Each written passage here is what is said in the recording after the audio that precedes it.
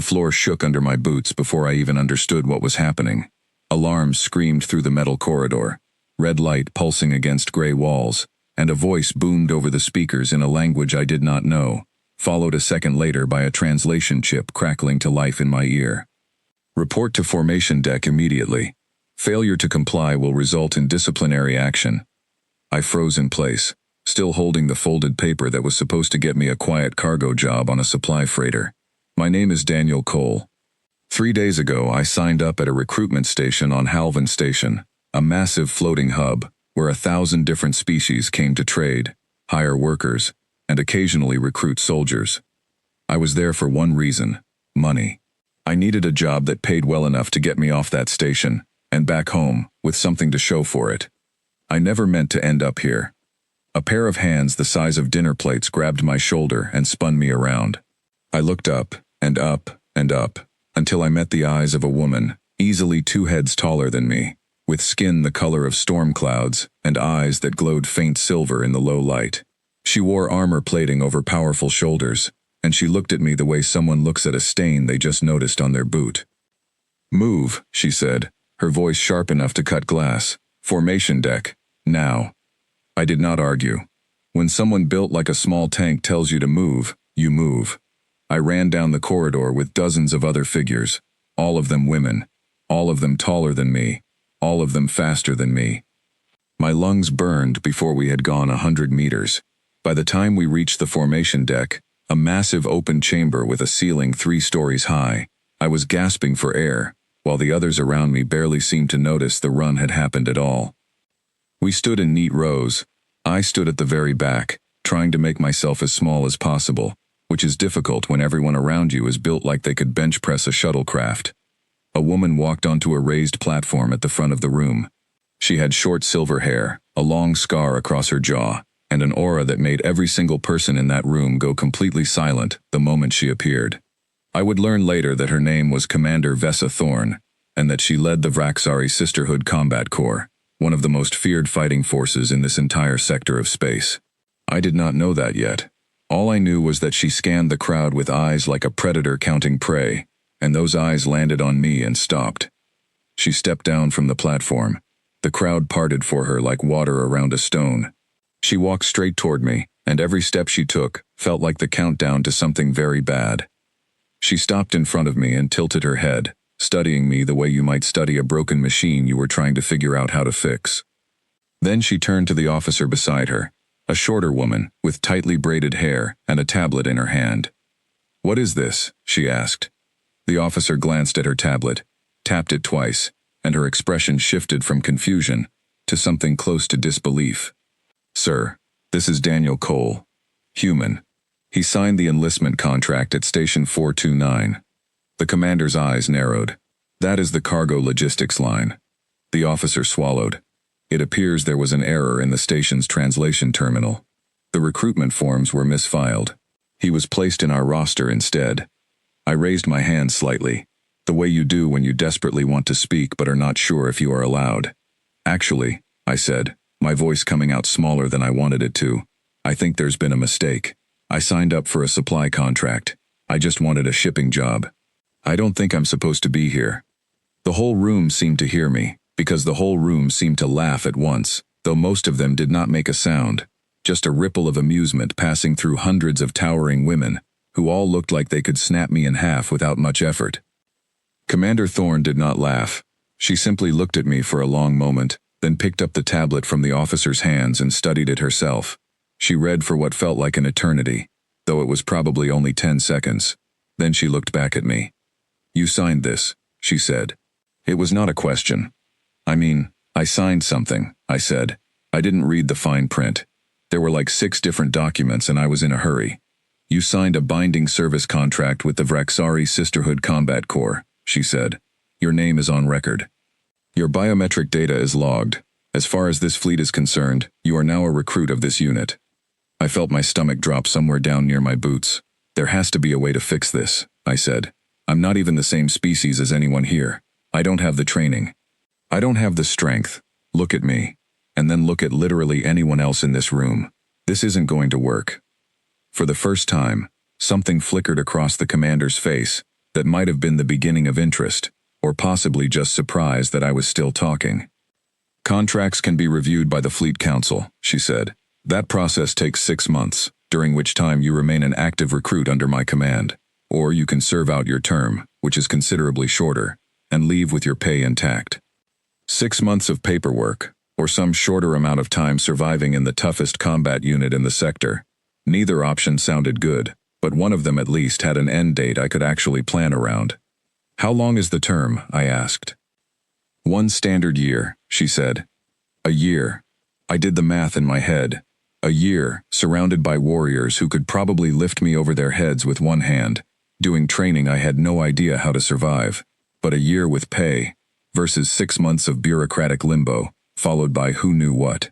I thought about home, about the debts waiting for me there, about the reason I had come to Halvin Station in the first place. I'll serve the year, I said, before I could talk myself out of it. A murmur passed through the crowd again, quieter this time, more curious than amused. Commander Thorne studied me for another long moment, then turned and walked back toward the platform without another word. The officer beside me let out a breath she had apparently been holding. That is either very brave or very foolish, she said quietly. Probably foolish, I admitted. The commander reached the platform and turned to face the formation again. Squad assignments will be posted within the hour, she announced, her voice carrying easily across the massive room. Training begins at first light. Dismissed. The rows broke apart, warriors moving off in every direction, talking among themselves, some glancing back at me with open curiosity, a few with something closer to disdain. I stood there for a moment, completely lost, until the braided officer touched my arm. Come with me, she said. I will show you where the recruits sleep. My name is Kira, by the way. I handle logistics and personnel records, which apparently now includes you. I followed her through the crowd, feeling every eye that passed over me, feeling how small I was in a place built for people twice my size. We walked down a long hallway lined with doors, each one marked with symbols I could not read yet, until we reached a small room with a single bunk pushed against the wall. This was meant for equipment storage, Kira said, looking almost apologetic. We did not have anywhere else to put you on short notice. It's fine, I said, though it very much did not feel fine. Thanks. Kira lingered in the doorway for a moment. You should know something, she said. Commander Thorne does not usually speak directly to new recruits. The fact that she came to you herself, that she asked questions instead of simply reassigning you, that means something. I do not know what yet, but it means something. I did not know what to say to that, so I just nodded. Kira left, and I sat down on the thin bunk in a room full of storage crates, somewhere on a warship belonging to a species I had never heard of a week ago, about to begin training with the most dangerous unit in the fleet. I thought about the paperwork mistake that had put me here, the translation error, the wrong line at the wrong terminal. I thought about how easy it would have been to double-check the form before signing it, how none of this would have happened if I had just paid a little more attention. But sitting there in that small borrowed room, listening to the distant sound of hundreds of warriors settling in for the night, I felt something else beneath the fear. A strange, quiet curiosity. I had wanted an adventure when I left home, even if I would never have admitted that to anyone. I had gotten an office job on a cargo ship instead, or thought I had. Now I had gotten something else entirely, and there was no going back from it. Not for a year. I lay down on the bunk, staring at the metal ceiling, and tried very hard to sleep. Training began at first light, and something told me I was going to need every hour of rest I could get. I did not know yet how right I was. I also did not know that by morning, an entire squad of the fiercest warriors in the sector would already be talking about me, wondering what kind of creature would sign a contract without reading it, wondering what kind of creature would agree to stay once he realized his mistake. I did not know that this single decision, made out of stubbornness and a refusal to walk away from a debt I felt I owed, however accidental, was about to change everything. Not just for me, for all of them too. The alarm sounded again, before I had even closed my eyes, for what felt like more than a few minutes. First light had come, and with it, the real trouble was about to begin. The training yard hit me like a wall of noise and heat before I even stepped through the door. Metal clashed against metal somewhere to my left. Someone shouted commands in a language sharp enough to sting.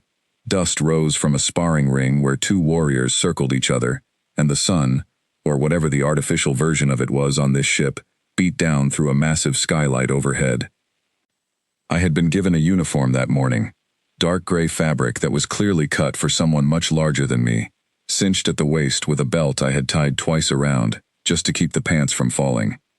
Kira had walked me to the yard, given me a quick nod of encouragement, and then left me standing at the edge of a group of women, who all looked like they had been carved out of solid rock. A tall warrior with braided orange hair looked me over from head to toe, then turned to the woman beside her and said something I did not need translated to understand. They both laughed. "Squad 7, someone called out, reading from a list, front and center. I did not move at first, unsure if that applied to me, until a hand shoved me forward from behind. I stumbled into a loose formation of 8 warriors, all taller than me, all watching me with expressions ranging from curiosity to open irritation. A woman with a shaved head and a jagged scar running from her ear to her collarbone stepped forward. She had the kind of presence that made you want to stand up straighter without knowing why. "I am Renica," she said. "I lead this squad. You will listen to me, and you will do exactly as I say, or you will be removed from training and reassigned to cleaning duty for the remainder of your service. Do you understand?" "Understood," I said. Renica studied me for a moment longer, then addressed the whole squad. "This is Daniel. He is human. He is, as far as any of us know, the first of his kind to serve in this corps. He will be treated the same as any other recruit. No exceptions. No special treatment." A warrior near the back with short silver hair snorted. "Look at him. He will not survive the first week." Renica did not disagree. "Then he will not survive the first week," she said simply. "That is his burden to carry, not ours. Fall in." The morning began with running. Not the kind of running I had done back home, jogging around a park with music in my ears, but a punishing sprint across an obstacle course that stretched the length of 3 football fields, with walls to climb, pits to leap, and cargo nets to crawl beneath. My squad mates cleared each obstacle, with barely a change in their breathing. I fell behind within the first 30 seconds, and never caught up. By the time I dragged myself across the finish line, nearly everyone else had already finished, showered off the dust, and started their next task. Renica stood waiting with her arms crossed, watching me collapse onto my knees, chest heaving. "That was pathetic," she said, though there was no real cruelty in her voice, only cold assessment. "You will do it again after evening meal." I nearly asked if she was joking. The look on her face told me she was not. The rest of the day did not improve. Weapons training left my arms shaking from holding a training staff that felt like it weighed as much as I did. Hand-to-hand drills left me on my back more times than I could count, staring up at the ceiling, while my sparring partner offered a hand to help me up, her expression somewhere between pity and mild curiosity. Even the meal break felt like a test, sitting alone at the end of a long table, while the rest of the squad talked among themselves in low voices, occasionally glancing my way. That night, true to her word, Renica made me run the obstacle course again, while the rest of the squad watched from the sidelines. I finished it, barely, collapsing at the end in a heap while a few warriors murmured to each other. I could not tell if it was mockery or something else. This became the pattern for the first several days. I was slower. I was weaker. I could not lift what they lifted, or take the hits they could take without flinching.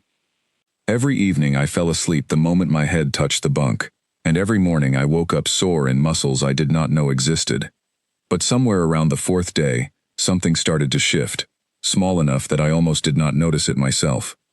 We were running a combat drill, pairs facing off in a marked circle, using padded training weapons that still left bruises but nothing worse. My partner that day was a broad-shouldered warrior named Isolde, who had beaten me in under 10 seconds every single time we had sparred before. I knew I could not outmuscle her. I knew I could not match her speed, so instead of charging in the way she expected, the way every other recruit charged in, I waited. I let her come to me, and at the last possible moment, I dropped low and rolled sideways, using the momentum of her own charge against her balance. It was not elegant. It was not something any of them would have called honorable combat technique, but it worked. Isolde stumbled past me, caught herself, and turned around with wide eyes. The circle went quiet. "That was cheating," someone called out. Renica, watching from the edge of the circle, held up a hand for silence. There was no rule broken, she said slowly, as if working through the thought as she spoke it.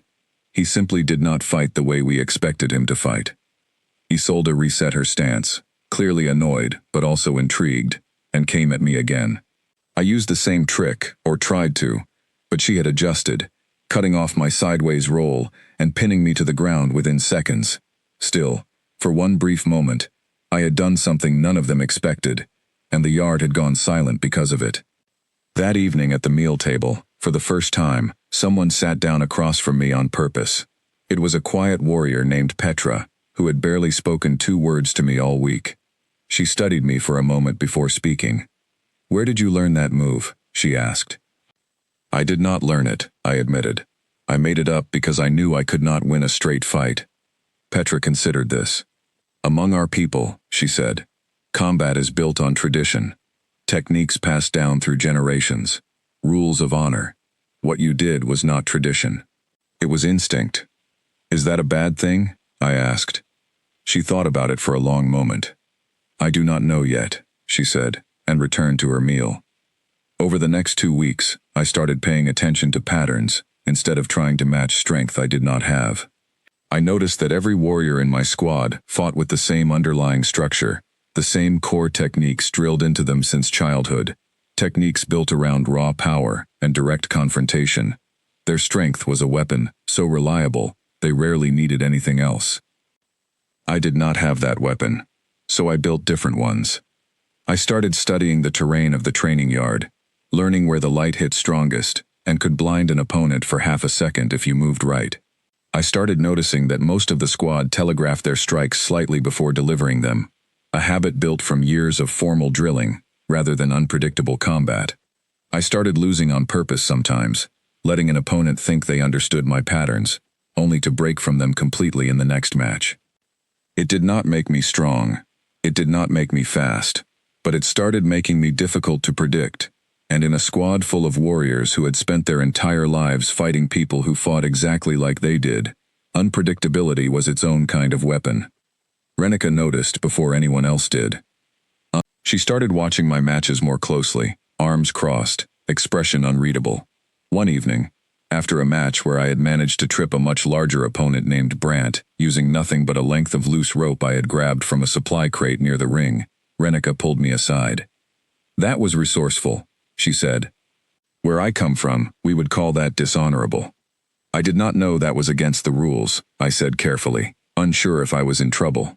"It is not against the rules," she said. "There simply are no rules that anticipate someone fighting the way you fight. I am not certain if that makes you clever or simply strange." "Maybe both," I offered. Something that might have been the beginning of a smile crossed her face before she turned and walked away, leaving me standing alone in the training yard as the artificial sun began to dim toward evening.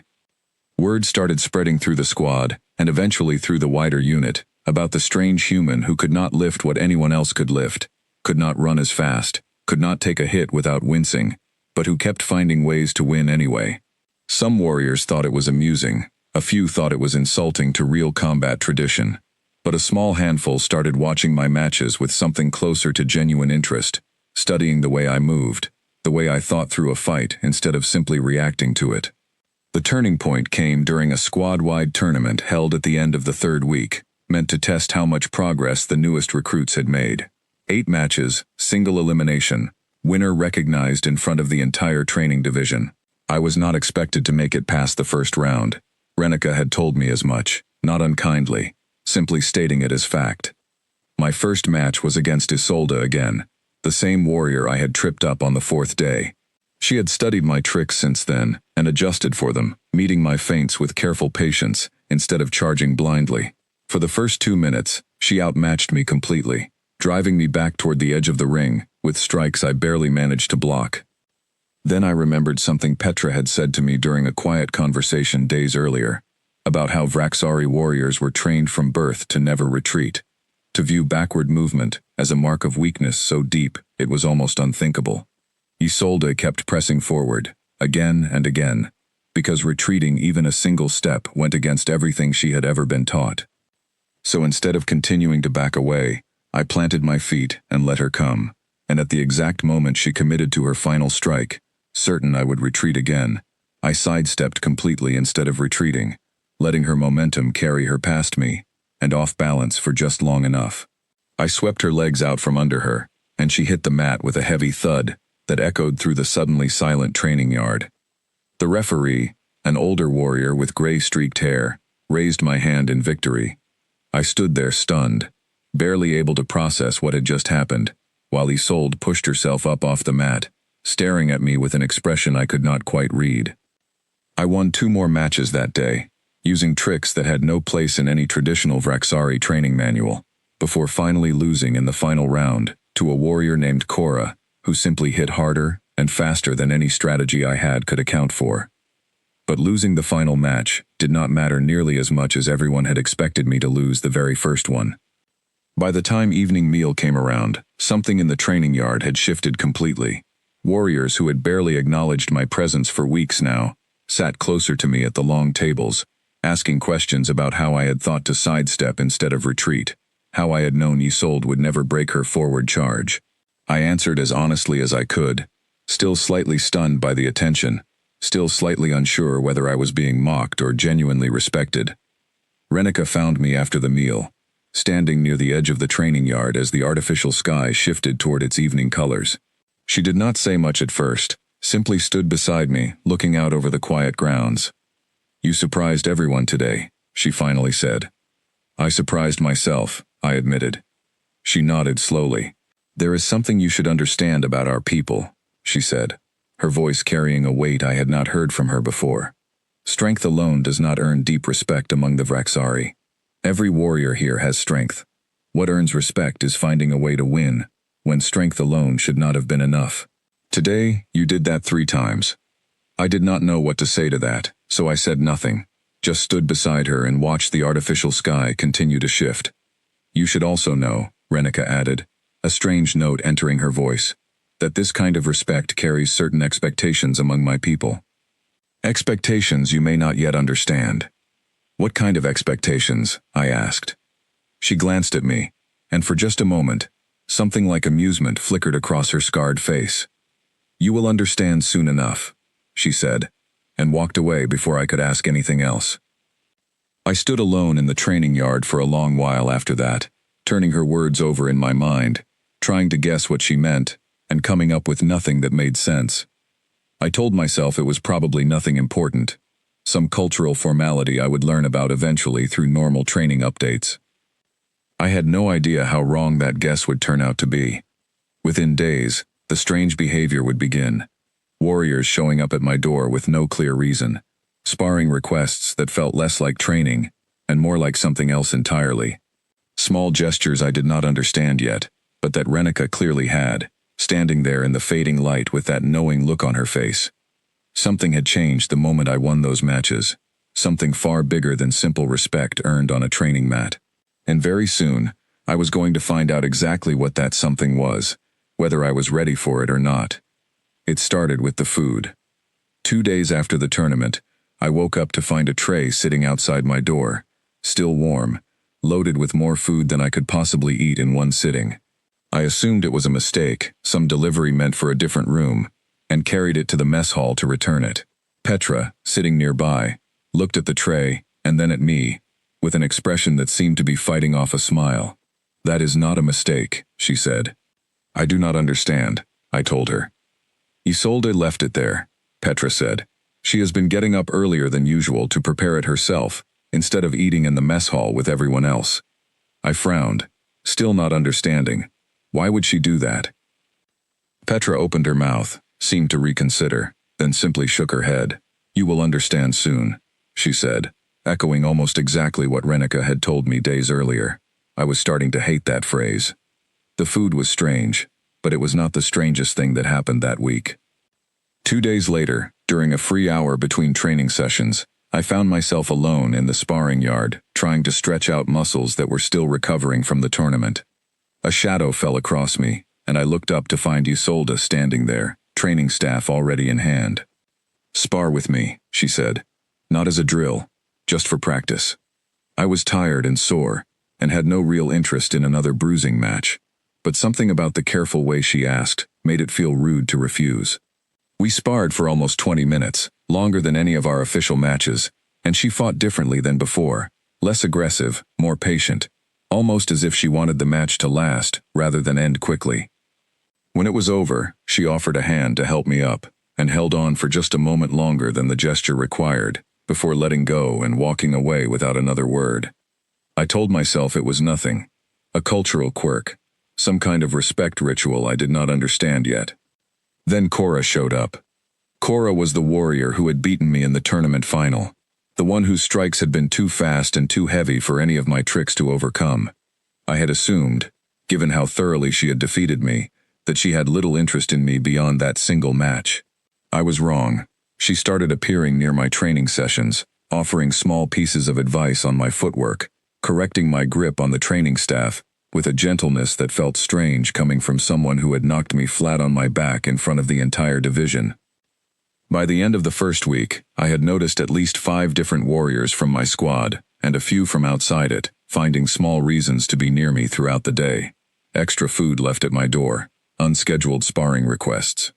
Warriors walking beside me between training sessions, asking questions about human customs, human food, human ways of thinking, with an intensity that felt like more than simple curiosity. I finally decided I needed answers, and there was only one person I trusted enough to ask, without feeling completely foolish. Kira, the logistics officer who had shown me to my room on that very first night, had checked in on me occasionally since then, always with a kind word and none of the intensity I had started noticing from everyone else. I found her in a small office near the personnel records deck, surrounded by data tablets and quiet. "Can I ask you something strange?" I said, standing awkwardly in her doorway. She looked up, setting aside her tablet. Of course. I told her everything: the food, the sparring requests, the lingering handholds, and the sudden intense interest from warriors who had barely spoken to me 2 weeks earlier. I told her about the strange looks Renika and Petra had given me, the unfinished sentences, the way everyone seemed to know something I did not. Kira listened patiently, and by the time I finished, she was covering her mouth, clearly trying very hard not to laugh. "It is not funny," I said, though I could feel a nervous smile pulling at my own face despite myself. "It is a little funny," she admitted, then composed herself. "Daniel, has anyone explained to you how bonding customs work among the Vraxari?" "No," I said. "Nobody explains anything to me around here. I mostly just get thrown into things and figure it out as I go." Kira nodded slowly, as if this confirmed something she had suspected. "Then let me explain," she said, gesturing for me to sit down across from her. "Among our people," she began, "worth is not measured by birth, or by wealth, or by any of the things your species might value. Worth is measured almost entirely by demonstrated skill and character, particularly in combat, because for many generations, combat determined survival for our entire civilization. When a warrior proves herself exceptional, especially in a way that defies expectation, it triggers something deep in how the rest of us respond to her." I still did not understand where this was going. "Okay," I said slowly. "That response is not only respect," Kira continued. "It is also, biologically and culturally, tied very closely to courtship. When you defeated Isolde using a technique no proper warrior would have used, and then went on to defeat 2 more opponents the same way, you demonstrated exactly the kind of unpredictable brilliance our culture prizes above almost anything else. To many of the warriors who witnessed that, especially those who fought you directly, that victory registered as something closer to a courting display than a simple training match." I stared at her for a long moment, letting the words sink in. "A courting display," I repeated. Kira nodded, clearly fighting off laughter again. "The food left at your door, the extended sparring sessions, the lingering touches, all of that is exactly how our warriors express interest in someone they consider a worthy match. You have been, without realizing it, receiving attention from several different warriors, who now consider you a serious romantic prospect." I put my head in my hands.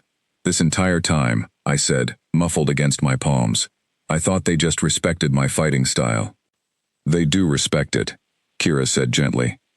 "That respect simply expresses itself differently among my people than it might among yours."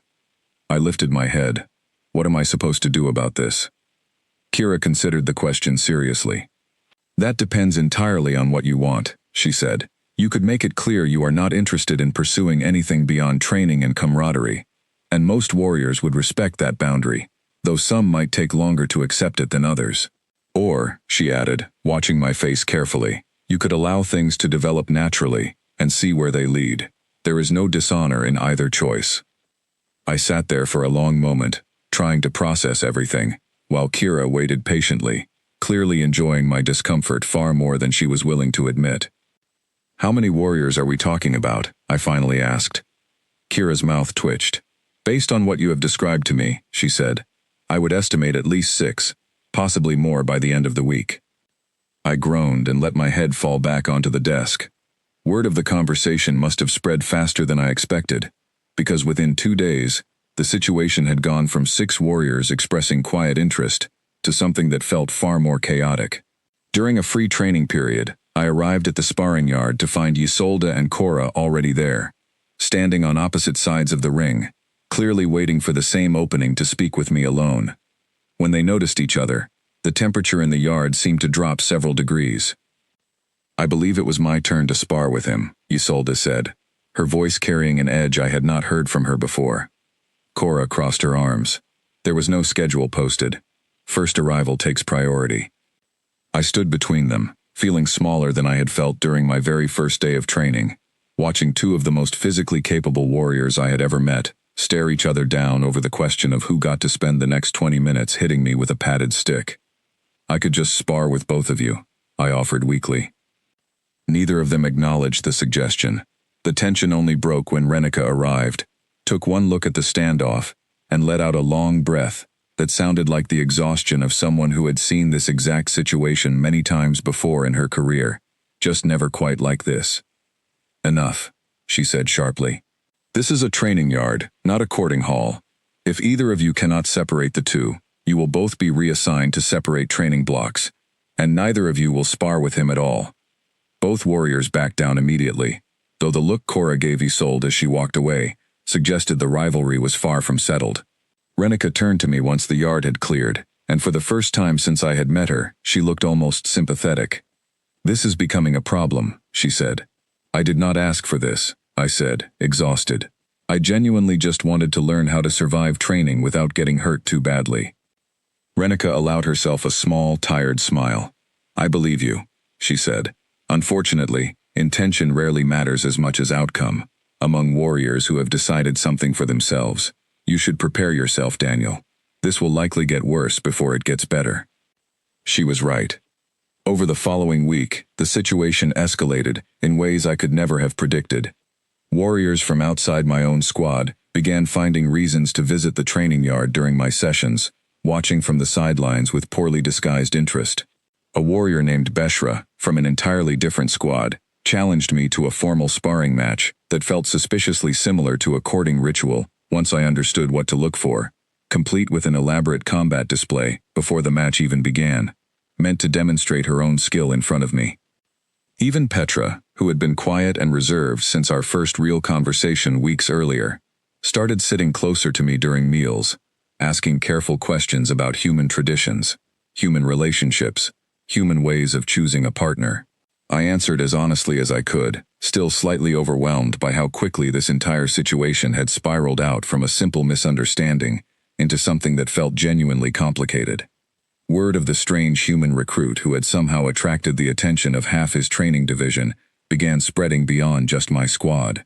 I started noticing warriors I had never met before, glancing my way in the mess hall, whispering to each other, some clearly amused, others openly curious about what made this particular human so interesting. The attention reached all the way up the command structure faster than I expected. 10 days after my conversation with Kira, I was summoned to a small briefing room, where Commander Thorne sat waiting behind a metal desk, along with an officer I did not recognize, wearing insignia that marked her as belonging to a different division entirely. "This is Commander Ilsa Van," Thorne said, gesturing to the unfamiliar officer. "She oversees strategic operations for the broader fleet." Van studied me with the same predatory intensity Thorne had shown on that very first day, though her expression carried something closer to genuine curiosity than judgment. "I have heard a great deal about you," she said. A human recruit who defeats warriors twice his size, using tactics no proper training manual would ever teach, and who has somehow become the subject of considerable interest among an entire training division. I wanted to see this for myself. I did not know how to respond to that, so I simply stood there, waiting. We have an operation coming up, Van continued, glancing toward Thorn as if seeking permission to continue. A border conflict has escalated near the outer trade routes, and several units, including this one, will be deployed within the month. I wanted to know whether the reports about your unconventional methods were accurate before that deployment happens. My stomach tightened. A real deployment, not a training exercise, not a sparring match with padded weapons and a referee ready to stop things before anyone got seriously hurt. An actual conflict, with actual danger, and my squad, the same squad full of warriors who had spent the last 2 weeks leaving food at my door and challenging each other for sparring time, would be going into it together. Are the reports accurate? Van asked directly. I glanced at Thorn, who gave me nothing, her expression as unreadable as it had been on the first day we met. I thought about the tournament, about Isolde's forward charge, and the sidestep that had won me the match, about all the small tricks I had built simply because I lacked the strength to fight any other way. I don't fight the way anyone here fights, I said carefully. I can't. I'm not strong enough, and I'm not fast enough. So I've had to find other ways to win. Whether that's useful in a real conflict, I honestly don't know yet. Van studied me for a long moment, then looked to Thorn. I would like to observe his performance directly before the deployment, she said. A formal evaluation. Full combat scenario, not a simple sparring match. Thorn nodded slowly. It can be arranged, she said. Van rose from her seat, gave me one last appraising look, and left the room without another word. Once the door closed behind her, Thorn finally spoke, her voice quieter than I had heard it before. You should understand what is happening here, Cole, she said. It is not only the warriors of this training division who have taken interest in you. Word travels quickly through this fleet, and not everyone who becomes interested in an unusual recruit does so with good intentions. What do you mean? I asked. There are those within the fleet who see an unconventional human succeeding among warriors as an insult to tradition, she said. And there are those who see it as an opportunity, a chance to study something new, something that might give them an advantage over rivals. Not everyone watching you right now wishes you well. I felt a chill settle over me that had nothing to do with the temperature of the room. So the food and the sparring requests were the easy part, I said quietly. Thorn's mouth curved into something that was almost, but not quite, a smile. Yes, she said. The easy part is over, Cole. What comes next will test you far more than any tournament ever could. I left that briefing room with far more questions than answers, walking back toward the training yard, through corridors that suddenly felt less familiar than they had that morning. Somewhere out there, an evaluation was being arranged that would decide whether I was truly ready for a real deployment. Somewhere out there, warriors both friendly and hostile were watching my every move, waiting to see what I would do next. And somewhere in my squad, Isolde and Cora were still not speaking to each other. Petra was still asking careful questions about human customs, and a small mountain of unclaimed food trays was starting to pile up outside my door, faster than I could possibly eat them. I had come to Halvin Station looking for a simple cargo job. I had never, not once, imagined ending up here instead. The evaluation was scheduled for 6 days later, and word of it spread through the training division almost as fast as the rumors about my sudden popularity had. By the time the day arrived, it seemed like half the fleet had found some excuse to be near the main combat arena, a massive circular chamber, usually reserved for large-scale training exercises and formal demonstrations. Renica briefed my squad the night before, her expression more serious than I had seen it since the day we first met. This is not a simple sparring match, she told us, gathered in a tight circle in the equipment room. Commander Van has requested a full scenario evaluation. Daniel will be placed in a simulated combat environment against multiple opponents, with objectives designed to test tactical thinking under pressure, not simply physical skill. How many opponents? Isolde asked. 3, Renica said. All experienced warriors from a different division, selected specifically because they do not know his fighting style. This is meant to be difficult. I felt my stomach tighten at the thought. I had barely managed to beat single opponents using tricks built entirely around exploiting patterns I had spent weeks studying. Facing 3 unfamiliar warriors at once, with no time to learn their habits first, felt like an entirely different kind of challenge. You will not be able to outfight them, Renica continued, looking directly at me. You already know this, so do not try. Use the environment. Use their expectations against them. Remember what worked before, and remember why it worked. Petra spoke up from the corner of the room. There is also something else you should consider, she said. Commander Van is not simply testing your combat ability. She is testing whether you can be trusted to lead others, or at least to think clearly enough to keep a team alive under pressure. The border conflict is real. People could be hurt. She needs to know if bringing you into that situation would help this unit, or put it at greater risk. The weight of that settled over the room.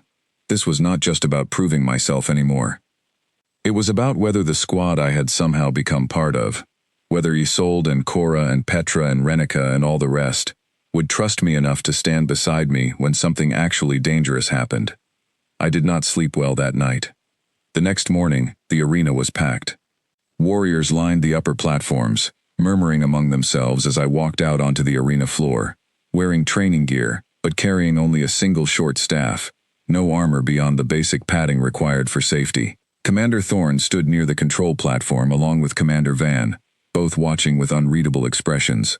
Somewhere in the crowd, I caught sight of Renica's squad, all of them watching intently, Isolde and Cora standing close together, for what might have been the first time in days, united at least in their focus on the arena floor. The scenario began with a simple briefing delivered through my earpiece. You are escorting a wounded civilian through hostile territory, the voice explained. 3 combatants will attempt to intercept you before you reach the extraction point marked on the arena floor. Your objective is to reach extraction with the civilian intact. A weighted training dummy, meant to represent the wounded civilian, sat waiting near the arena entrance. I lifted it, immediately feeling the strain in my arms, and began moving carefully across the open floor, toward the marked extraction zone at the far end. The first opponent emerged from behind a stack of crates almost immediately. A broad-shouldered warrior moving with the kind of confident aggression I had come to expect from every Vraxari fighter I had faced. She charged directly at me, clearly expecting to end the scenario quickly given that I was slowed by the weight I carried. I did not try to fight her directly. Instead, I dropped the dummy behind a low barrier for cover and moved to meet her at an angle, forcing her to adjust her charge at the last second. She overcorrected, just as Isolde had weeks earlier, and I used her own momentum to send her stumbling into the barrier I had just used for cover. It was not a clean victory. She recovered quickly, and came at me again, but the brief delay had bought me exactly the time I needed to grab the dummy and move deeper into the arena before she regained her footing. The second opponent proved far more difficult. She had clearly watched the first encounter from a distance and adjusted her approach, refusing to charge directly, instead circling carefully, forcing me to either abandon the wounded civilian or leave myself completely exposed while defending it. I chose a third option, dragging the dummy toward a section of the arena floor, rigged with training obstacles, low walls and narrow gaps, meant to simulate rubble and debris. She followed, but the terrain slowed her more than it slowed me, since I had spent weeks now learning to move efficiently despite my smaller size and lesser strength, finding gaps and angles that a larger warrior simply could not use as easily.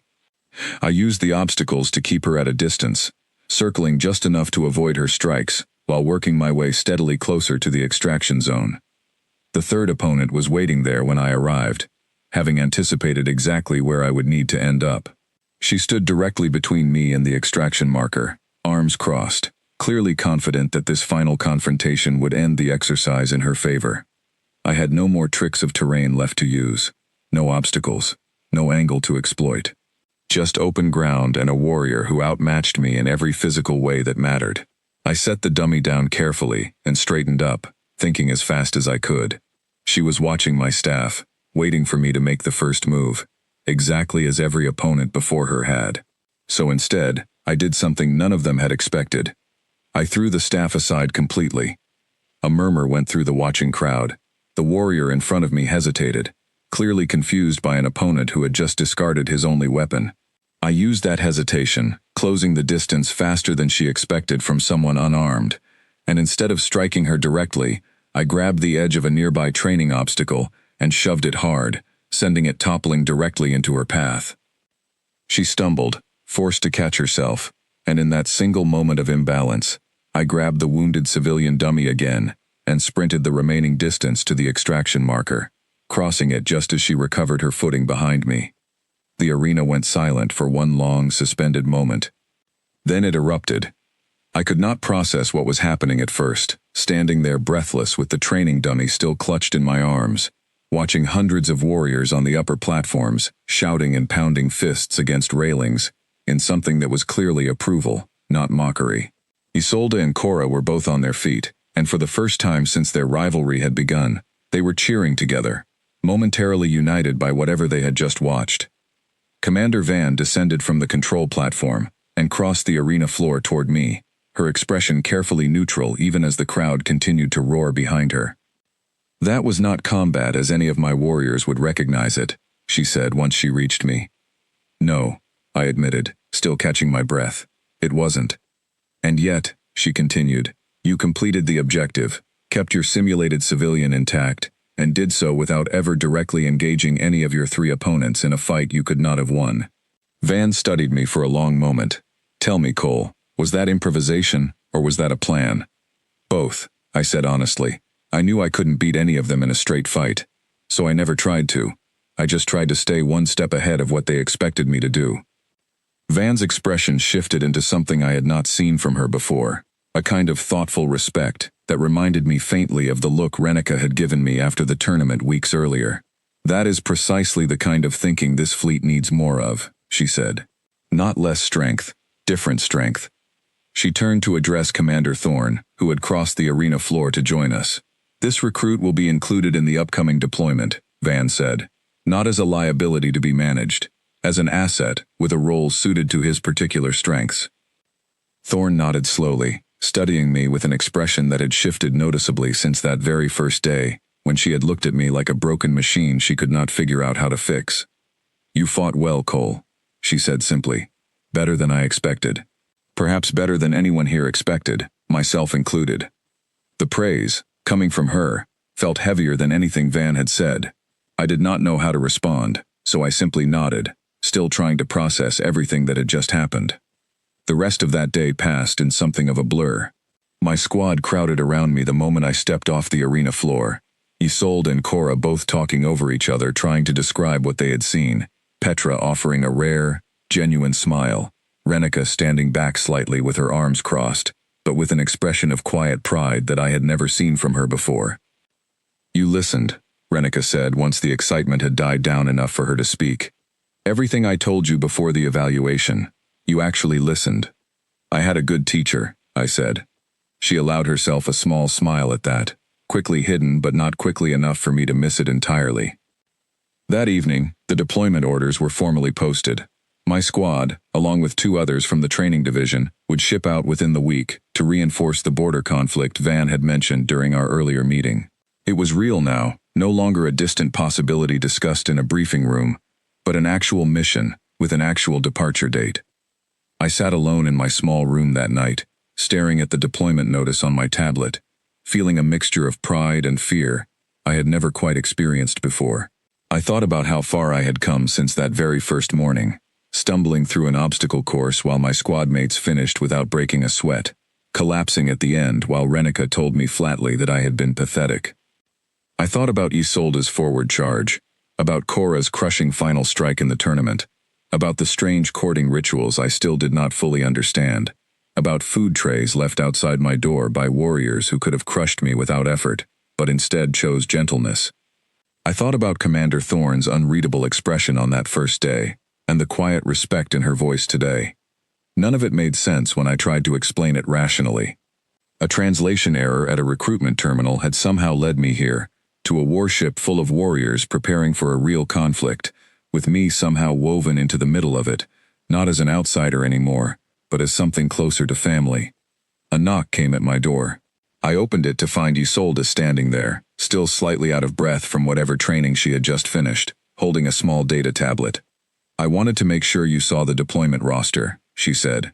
"You are assigned to my fire team." "I did not know that," I admitted. She studied me for a moment, something softer in her expression than the fierce competitiveness I had grown used to seeing from her. I requested it, she said simply. I wanted to be certain someone was watching your back out there, since you clearly refuse to fight the way the rest of us do. Thank you, I said, meaning it more than the simple words could probably convey. She nodded, lingered for just a moment longer than necessary, and then turned to leave, pausing halfway down the corridor to glance back at me one more time before disappearing around the corner. I closed the door and sat back down on my bunk, looking at the deployment notice glowing on my tablet screen. 1 week until departure. 1 week until everything I had learned over the past several weeks would be tested, in a way no training arena could ever fully prepare me for. I did not know exactly what waited for us at the border.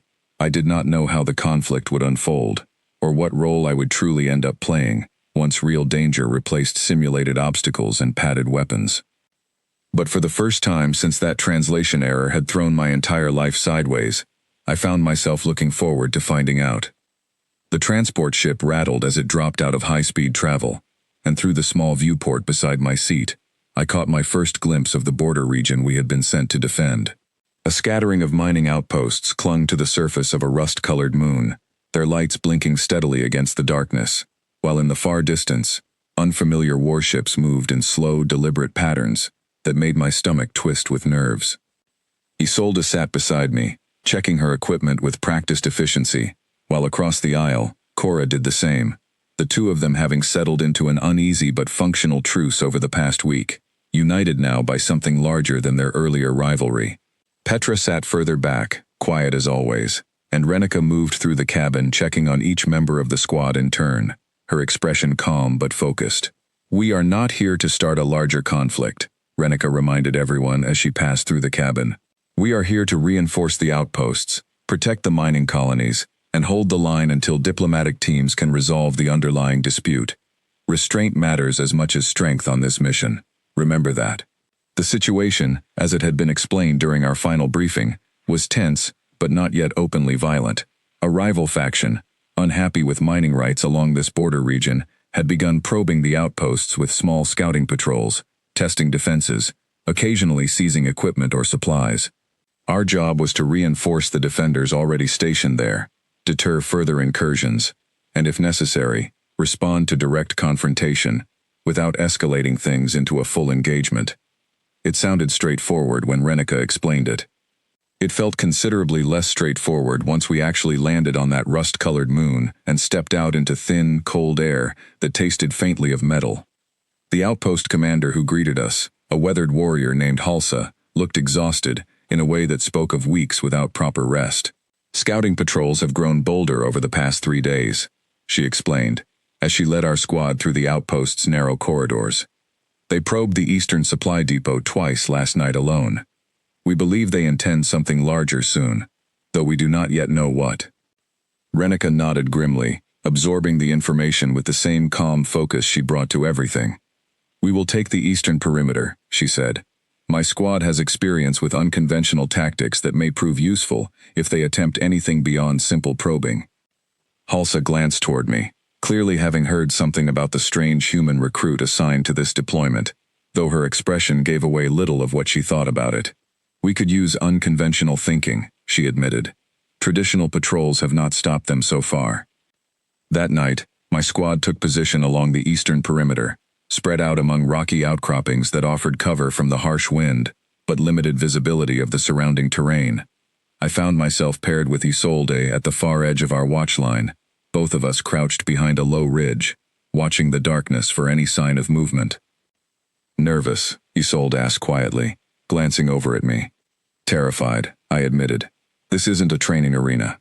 Nobody's going to stop this if it goes wrong. She considered that for a moment.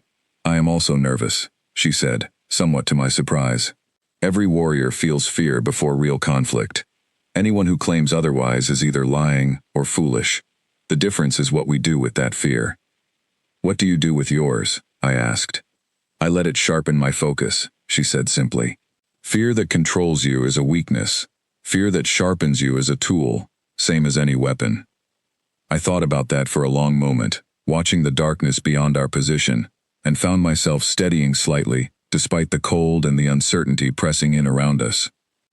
The attack, when it came, arrived just before the first light of dawn, not as the small probing patrol Halsa had described, but as a coordinated push, involving considerably more combatants than anyone had anticipated. Alarms sounded across the outpost as scanners picked up multiple contacts converging on the eastern perimeter, exactly where my squad had taken position. "Movement," Isolde hissed, pointing toward a cluster of boulders roughly 200 meters ahead of our position. I followed her gaze and spotted shapes moving low and fast across the rocky terrain, at least a dozen figures advancing toward the outpost under cover of the thin pre-dawn light. Renika's voice crackled through our earpieces a moment later, calm but urgent. "Hold position. Do not engage until they are within range of the defensive line. Daniel, watch the flanking terrain to your left. If this is truly the larger push Halsa feared, they will likely attempt to draw our attention to the center, while sending a smaller group around the edges." I scanned the terrain to our left exactly as instructed, and within moments, spotted a smaller group of perhaps 4 figures moving carefully along a shallow ravine that cut through the rocky ground, clearly attempting exactly the flanking maneuver Renika had predicted. "Flanking group," I reported into my earpiece, keeping my voice as steady as I could manage. 4 contacts. Ravine to the left, moving toward the supply depot." "Understood," Renika replied. "Daniel, Isolde, intercept. The rest of us will hold the main line." Isolde glanced at me, and for just a moment, something like the old fierce competitiveness flickered in her eyes, though softened now by genuine partnership rather than rivalry. "Ready?" she asked. "Not really," I admitted. "But let's go anyway." We moved together along a parallel ridge, staying low, using the terrain exactly the way I had spent weeks learning to use it during training. The flanking group was moving quickly, but carelessly, clearly confident that the main defensive line's attention would be fully occupied by the larger frontal push. They had not accounted for a squad specifically trained to anticipate unconventional maneuvers. I could see the supply depot ahead, a squat metal structure holding equipment and resources critical to the outpost's survival. If the flanking group reached it before we intercepted them, they could do considerable damage before anyone else arrived to stop them. "We need to reach that ravine bend before they do," I said, pointing toward a narrow choke point where the ravine curved sharply before opening out near the depot. "If we can get there first, we control the only path through." Isolde nodded, and we broke into a sprint across the rocky ground, moving as fast as the uneven terrain allowed.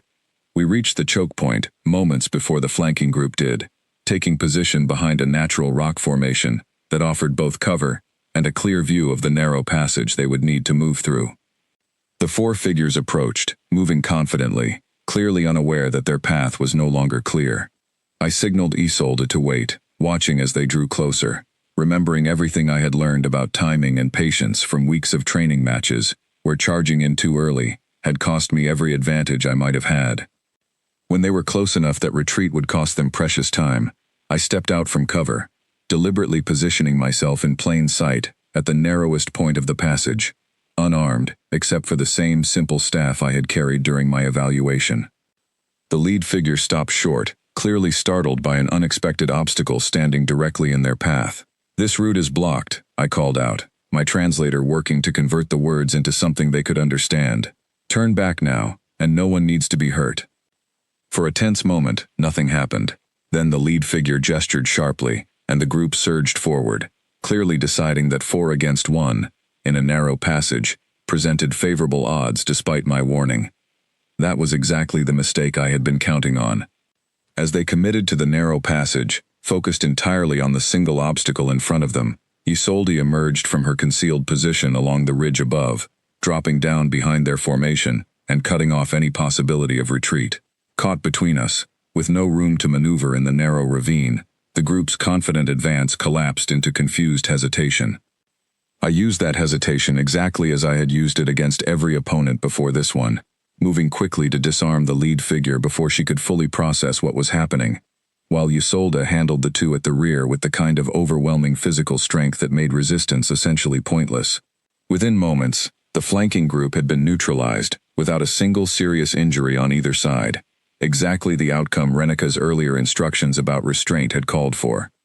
By the time reinforcements arrived from the main outpost, the flanking maneuver had already failed completely, and word of its failure seemed to drain much of the confidence from the larger frontal push as well. Within the hour, the attacking force had withdrawn entirely, leaving the outpost, and the eastern perimeter we had been assigned to defend, fully intact. The days that followed brought a strange kind of quiet to the border region, as the failed attack seemed to convince the rival faction that further probing would cost more than it could possibly gain. Diplomatic teams arrived within the week to begin formal negotiations, and word came down that our deployment would likely conclude successfully within another month, once the underlying dispute had been properly resolved. During those quieter weeks, something shifted within my squad that felt different from anything that had come before. It was not the desperate scramble to prove myself capable that had defined my earliest days of training, and it was not entirely the chaotic courting rituals that had followed my tournament victory either. It was something steadier, built from having stood together during a moment when everything genuinely mattered. Commander Thorne visited the outpost personally, near the end of our deployment, arriving to review the defensive operations and speak directly with the units who had held the eastern perimeter. She found me during a quiet moment near the supply depot, still faintly scarred from the brief conflict weeks earlier, and studied me with an expression I had never quite seen from her before.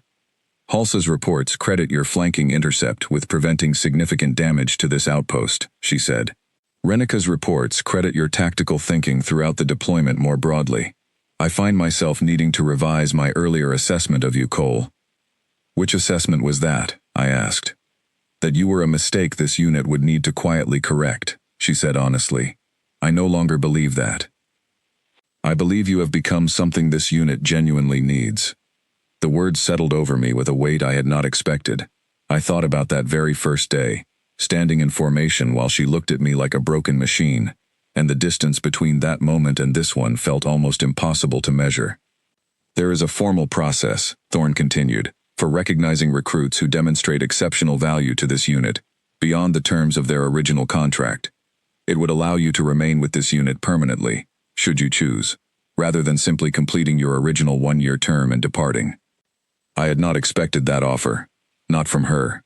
Not this soon. I thought about home, about the life I had left behind on Halvin Station, about the debts and uncertainties that had sent me looking for a simple cargo job in the first place. Then I thought about Renika's steady guidance, about Petra's quiet friendship, about Isolde standing beside me in that narrow ravine, about the strange, chaotic, occasionally terrifying, but genuinely meaningful family I had somehow stumbled into by signing the wrong form at the wrong terminal. "I would like to consider it seriously," I told her honestly. "But whatever I decide, I want it to be a real choice this time, not another accident." Thorne allowed herself something close to a genuine smile, the first I had ever seen from her. "That seems fair," she said. "Take the time you need." That evening, the squad gathered for a meal together, the tension of the recent conflict finally easing into something closer to celebration. Isolde sat beside me, no longer competing with Cora for the space, but simply present, comfortable, part of the same steady rhythm the whole squad had settled into.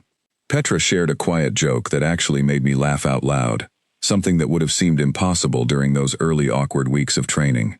Even Renika, usually so composed, allowed herself a rare moment of relaxed conversation, describing some embarrassing story from her own early days of training that had the entire table laughing. I sat there among them, warriors who could have crushed me without effort during that very first week, who had instead taught me, challenged me, occasionally embarrassed me, and ultimately accepted me as something far more than the strange accidental recruit I had started out as. I thought about how word of this whole situation had apparently begun spreading beyond just this single unit, how other divisions across the fleet had started asking questions about whether more humans might prove similarly valuable, whether the unconventional thinking that had once seemed like nothing but weakness might actually offer something the Vraxari tradition, for all its strength, had been missing. Late that night, as the outpost settled into quiet, Isolde found me standing near the edge of the perimeter, looking out over the rust-colored terrain toward the distant stars. "You are considering staying," she said. It was not quite a question. "I am considering it," I admitted. A year ago, I would have said this was the last place in the galaxy I belonged. Now I am not so sure that is true anymore. Isolde stood beside me quietly for a long moment, the wind carrying the faint metallic scent of the moon's thin atmosphere between us. "For what it is worth," she finally said, This squad would prefer you stayed. I would prefer you stayed. I glanced over at her, and something in her expression, steady and honest in a way that felt entirely different from the chaotic courting rituals of those earlier weeks, told me this was not a passing sentiment, but something she genuinely meant. I'll think about it seriously, I told her, I promise. That is all I ask, she said, and the two of us stood there together in comfortable silence, watching the unfamiliar stars stretch out across an alien sky that, somehow, over these past several months, had slowly started to feel a little more like home. 2 days later, new deployment orders arrived, calling several units, including ours, toward a different sector entirely, where reports of unusual activity along another contested border had begun raising concern throughout the fleet. As the squad gathered our equipment and prepared for departure, Renika paused beside me, studying the orders on her tablet with the same calm focus she brought to everything. It seems our work is far from finished, she said. I looked around at the squad assembling nearby, Isolde checking her gear with quiet efficiency, Cora offering an easy nod in my direction that would have been unthinkable during those early rivalrous weeks, Petra already deep in conversation with one of the outpost warriors about supply logistics for the journey ahead. Good, I said, surprising myself slightly with how much I meant it. I'm ready. Renika glanced at me, something like genuine pride settling into her expression. You have come a long way, Cole, she said, since that first morning on the obstacle course. I have had good teachers, I told her, echoing what I had said to her once before, though this time the words carried a weight of real gratitude behind them. As our transport lifted off from the outpost, carrying us toward whatever waited in that new contested sector, I found myself thinking back to that very first day, stumbling through a wrong recruitment line at a busy station terminal, certain that my entire time in this unit would be nothing but a temporary, embarrassing mistake to survive and quietly forget.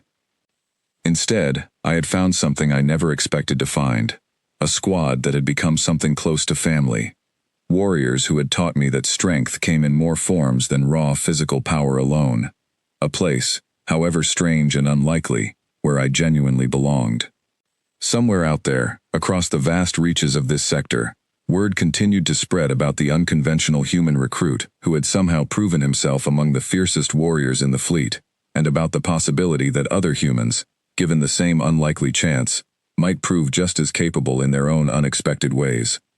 I did not know exactly what waited for us in that next contested sector, or how many more surprises this strange new life still had in store for me. But as the transport carried us onward into the dark reaches of space, surrounded by warriors who had somehow become the truest friends I had ever known, I found that for the first time in a very long while, I was not afraid to find out.